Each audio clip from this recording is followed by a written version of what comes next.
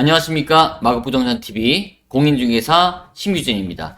자, 이번 영상에서는 마곡의 상가에 대해서 여러분들께 알려드리는 시간을 갖도록 하겠습니다. 자, 그런데 마곡의 상가라는 것을 이야기하기 전에 어차피 상권에 대해서 여러분들이 자세하게 아셔야 됩니다. 어차피 상가를 선택하는 데 있어서 이 상가를 선택한다기보다는 상권을 선택하는 것이 맞는 것이고요. 그 상권 내에서 내게 맞는 상가를 초이스하면 되는 것이기 때문에 그렇습니다. 그래서 오늘 여러분들이 마곡에서 자영업을 시작하시려고 하시는 분들은 꼭 이 방송을 보고 이 마곡에 대한 전체적인 상권에 대한 이해를 확실하게 다지신 다음에 상가를 초이스해서 계약하는 그러한 수순으로 하시면 될 것 같고요. 제가 여러분들께 이 상가에 대해서 뭐 금액적인 부분이라든가 또 이런 것도 다 알려드릴 예정이고요.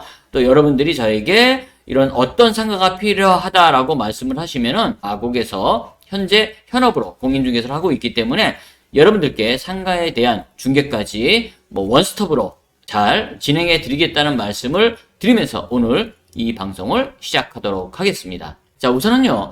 이 상권에 대해서 알기 위해서는 또 상가가 얼마나 어디에 공급되어 있고 또 이 상권을 찾아오는 이 가망 고객들이 얼마나 어디서 오는지를 알아야지만 여러분들이 선택을 하실 수가 있겠죠. 자, 그래서 제가 지도를 보면서 좀 설명을 드려보도록 하겠습니다. 자, 제가 여기에 상가와 사무실을 클릭을 해서 이제 월세 베이스가 되는 이런 매물들을 지금 찾아본 겁니다. 자, 그런데 여기 보시면은요. 요렇게 마곡나루역과 그리고 마곡역 그리고 발산역 사이로 많은 매물들이 보이고 있습니다. 자, 이 인근으로 많은 상가와 사무실이 있다라는 것인데요. 여러분들이 상권을 분석하기 위해서는요. 가망 고객이 중요하지 않습니까? 가망 고객 중에는요. 뭐 예를 들어서 주변에 있는 아파트라든가 또 오피스텔 이런 것도 중요하지만 주변에 사무실이 얼마나 많은가가 또 가장 큰 포인트다라고 말씀을 드릴 수가 있을 것 같습니다. 그래서 보시면은요, 마곡나루역과 이 발산역과 마곡역 사이로 가장 많은 상가와 그리고 사무실이 위치하고 있다라는 점을 여러분들이 이제 보시면 알 것 같고요. 또 주변에는 아파트 단지도 위치하고 있습니다. 그리고 오피스텔도 위치하고 있기 때문에 이런 전체적인 어떤 아파트와 오피스텔 그리고 사무실 그리고 이런 대기업들이 어디서 어떤 동선으로 움직이고 있는가를 여러분들께 오늘 좀 안내를 해드리도록 하겠습니다. 우선은 마곡나루역부터 한번 살펴보도록 하겠습니다. 가장 마곡의 중심이 되는 지역이고요. 9호선과 또 공항철도가 서는 그러한 역이 있기도 합니다.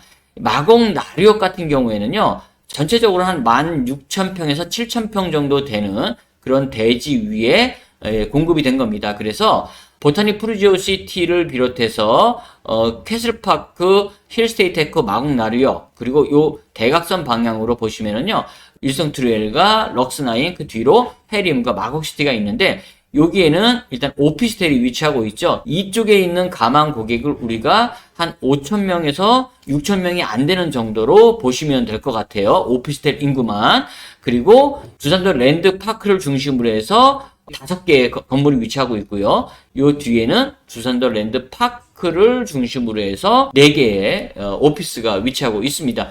여기가 두 개 합치면 8,500평 정도가 되거든요. 그래서 한 8, 9천 명 정도가 이곳에 상주하고 있다. 이렇게 여러분들이 계산을 하시면 될 것 같아요. 그러면 여기 한 8, 9천 명과 이쪽에 한 5천 명 정도를 계산을 해보면은 이곳에는 한 13,000명 정도가 상주하고 있다. 이렇게 보시면 될 것 같고요. 이 뒤에 보면 넥센과 또 롯데 연구소가 있는데 넥센은 한 500명 정도 되는 걸로 알고 있어요. 그리고 여기 롯데 같은 경우에도 한 300명 정도, 이 뒤에 보면은 조그만 회사들이 있는데 여기는 아주 많지는 않은 걸로 알고 있습니다. 그래서 사실 요 모든 직장인들을 합해도 한 1,000여 명 정도 이제 될 것 같아요. 그러면 이 아파트 단지 450세대 그리고 여기가 1,004세대 뭐 이런 정도 있지 않습니까? 그래서 아파트 주민들로만 해도 한 4, 5천 명 정도가 될 것 같아요. 그래서 이 마곡나루 상권을 이용할 수 있는 우리의 가망 고객을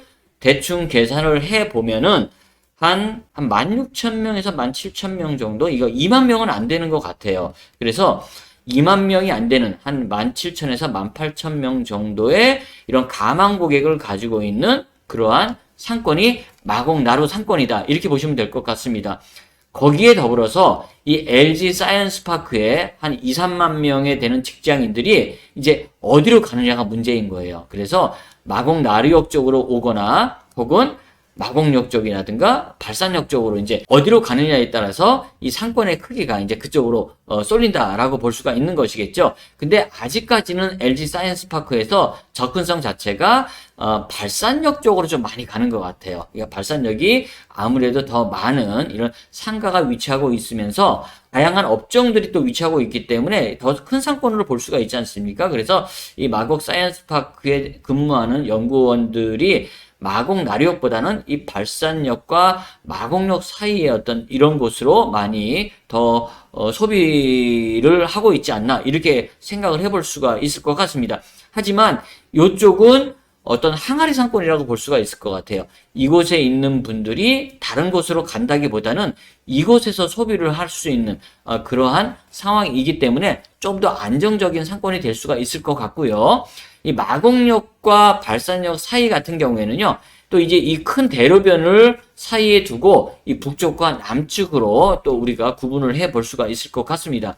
우선 이제 북측을 보면은요, 남측보다는 조금 더 작은 어떤 그런 오피스 사무실이 위치하고 있지만 LG 사이언스파크라는 큰 어떤 그런 가망 고객들이 이쪽으로 더 많이 나올 수가 있기 때문에 남쪽보다는 북쪽이 훨씬 더 좋은 상권을 보여주고 있어요. 특히나 여기 발산역 상권 자체가 예전부터 굉장히 좋은 상권으로 알려졌기 때문에 이쪽으로 많은 유동인구들이 더 많이 들어오고 있는 그런 상황입니다.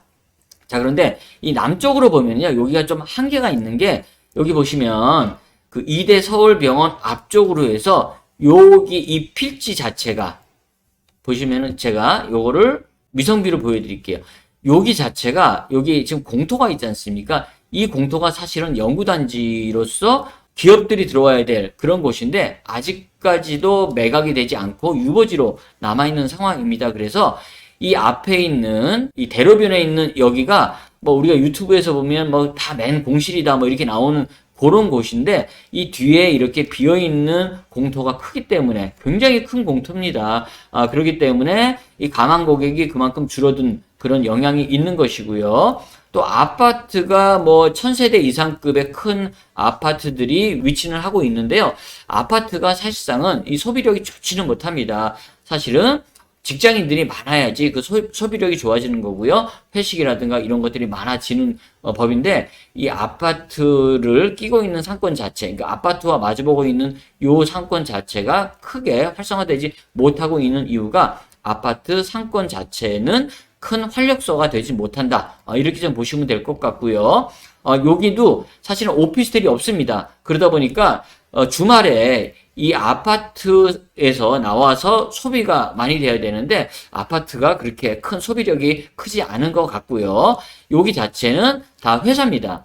그래서 남쪽으로만 한 25,000평 정도의 그러한 오피스 상권이 들어갔는데 또 이게 나눠졌죠. 여기도 또 이제 큰 8차선이거든요. 그러다 보니까 25,000평 정도도 나눠 있는 그런 상황입니다. 한 25,000평 정도가 되면은 사무실, 오피스, 사무실 직원들이 한 25,000명 정도가 근무할 수 있는 그런 곳이거든요. 그런데 나눠져 있다 보니까 이쪽으로 15,000명, 여기 10,000명 정도 이렇게 되는 겁니다. 그런데 이 10,000명의 상권으로서는 이 상권의 크기가 좀 더 큽니다. 더 많은 어떤 외부의 이런 그 가망 고객이 들어와야 되는데 여기가 거기에 비해서는 좀 못 미친다라고 볼 수가 있는 것이고요.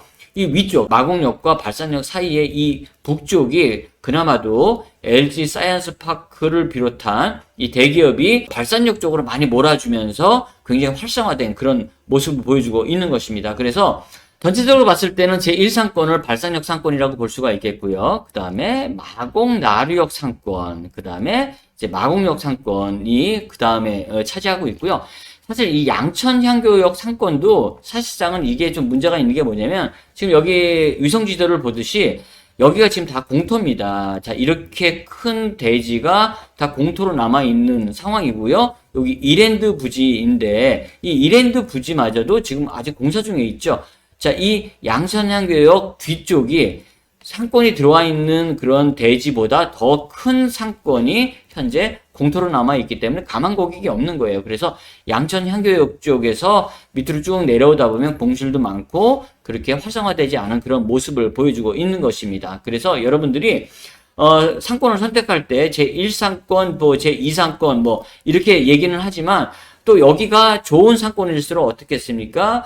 임대료라든가 이런 것들이 굉장히 비싸겠죠. 그래서 여러분들이 자기에게 맞는 그러한 상권을 먼저 선택을 해야 되는 것이고요. 무조건 좋은 상권으로 들어가서 여러분들이 장사를 하고 싶은 마음은 당연하다라고 얘기할 수 있겠지만은 그만큼 임대료라든가 이런 것들이 비싸기 때문에 그 리스크는 더 클 수밖에 없다. 그리고 상권이 좋을수록 어떻습니까? 권리금이 또 붙어 있는 그런 상황도 많기 때문에 여러분들이 이런 투자 대비 어떤 실제 본인이 가져갈 수 있는 비용을 잘 계산을 해 봐야 될 것이다 라는 것이죠. 그렇기 때문에 전체적인 상권의 구조는 좀 이런 정도로 말씀을 드리고요. 여러분들이 더 필요한 내용이 있으면 직접 전화를 주시면은 제가 그 상권마다의 어떤 그런 특징이라든가 이런 것들을 여러분들께 뭐 자세하게 설명을 드릴 수도 있을 것 같습니다. 자, 그러면 여러분들이 또 이제 임대 가격을 또 이제 궁금해 하실 겁니다. 임대 가격이 여러분들이 이렇게 광고들을 쭉 보시면은요, 뭐, 요게 몇 평인데 얼마, 뭐, 지하인데 얼마, 2층인데 얼마, 이렇게 쭉 나와 있는 어떤 그런 광고들을 많이 보셨을 겁니다. 그런데 너무 많은 데이터가 또 되어 있죠. 그렇기 때문에 거기서 내가 맞는 어떤 상가를 선택해서 보고 싶은데 선택해서 보고 또 그게 마음에 드는지 안 드는지 이런 것들을 선택하기가 쉽지가 않은 그런 상황이죠. 그래서 계량화해서 A급부터 뭐 D급까지 상권을 나눠서 제가 한번 임대 가격을 한번 정리를 해봤습니다. 자, 그래서 1층 기준으로 봤을 때 A급지 같은 경우에는 평당 35에서 45만 원까지도 간다. A급지는 과연 어디냐? 예를 들면 나류역에서는 십자상권이라고 할 수 있는 이 중심상권. 이 중심상권으로 해서 35만 원에서 45만 원까지 가는 것이고요. 또 이제 요 앞에 역세권, 바로 역 앞에 그러한 상가들이 평당 35에서 45만 원 정도까지도 여러분들이 생각을 하셔야 된다. 이렇게 보시면 될 것 같아요. 자, 요게 계산을 어떻게 해야 되냐? 전용 면적당입니다. 그래서 한 평에 35만 원에서 45만 원이다라고 하면은 10평이면 350만 원에서 450만 원 이렇게 계산을 하시면 될 것 같아요. 20평이면 700에서 900까지 뭐 이런 식으로 되는 것이겠죠. 굉장히 비쌉니다. 그래서 상권이 좋은 곳에 무조건 들어가는 것보다는 그만큼의 회전율이 나오냐 아니면 테이블 객단가가 맞느냐 이런 것들이 여러분들이 계산을 해보셔야 된다라는 거죠. 비싸면 비쌀수록 뭐 테이크아웃이라든가 이런 것들이 아니면 회전율이 굉장히 좋은 어떤 그런 업종이 들어가야 되겠죠. 그래서 이런 A급 상권 예를 들 수가 있는 거고요. 또 힐스테이트 에코 마고 이 오피스텔 인근이라든가 위쪽에 있는 올리브영 인근 이런 데가 이제 A급 상권이 되겠죠. 그와 더불어서 또 요즘에 보면은 메가박스 골목 뭐 요런 정도도 A급으로 볼 수가 있을 것 같습니다. 그래서 이런 쪽이 35에서 45만 원까지 여러분들이 생각을 하셔야 되는 그런 상권이다라고 보시면 될 것 같고요. 이 B급지는 또 30에서 35만 원, 그리고 C급지는 20에서 30만 원, 그리고 D급지는 평당 20만 원 정도 여러분들이 한번 생각을 해보셔야 될 것 같아요. 물론 이 이하도 있습니다. 그런데 거기에 따라서 여러분들이 D급지는 그러면 장사를 할 만한 곳이 못 되냐? 전혀 그렇지가 않다라는 것이죠. 제가 이제 마곡 나류역에 위치하고 있는 부동산이기 때문에 제가 마곡 나류역에 이제 이런 상가들을 많이 또 취급을 하고 있습니다. 자, 그런데 보시면은요. B급지 같은 경우가 일성 트루엘이라든가 이런 데를 한 B급지 정도로 볼 수가 있어요. 평당 한 30만 원대. 이런 것이 이제 B급지 정도가 되고요. 이제 C급지로 가면은 주산도 랜드 타워 이 사이드 이 서쪽 부분 정도가 이제 C급지 정도로 얘기할 수가 있을 것 같고요. 이제 D급지로 가면은 이제 이 안쪽 건물 안쪽의 상가 뭐 이런 정도를 여러분들이 생각을 하시면 될 것 같아요. 근데 아까도 말씀을 드렸지만 마곡나루역 상권이 그나마도 괜찮다라고 하는 것이 마곡나루역 상권은 반경 100m에서 150m 사이에 다 위치하고 있습니다. 이 14상권을 중심이라고 봤을 때 100에서 150m 내에 다 위치하고 있는 것이죠. 그렇기 때문에 항아리 상권이라고 말씀을 드렸지 않습니까? 이쪽에서 이동할 수 있는 상권이 없는 거예요. 자, 그런데 발산역에서 마곡역 상권은 상권과 상권이 이어져 있는 그런 곳이기 때문에 약간 좀 흘러갈 수 있는 그런 상권이다라는 것이죠. 그리고 이 위의 상권도 사실은 여기서 좀 힘든 게 상권의 세기가 약하다 보니까 여기가 연결되어 있는 부분이다 보니까 위에서 밑으로 내려오다 보니까 약한 상권은 계속적으로 약해질 수밖에 없는 것이고요.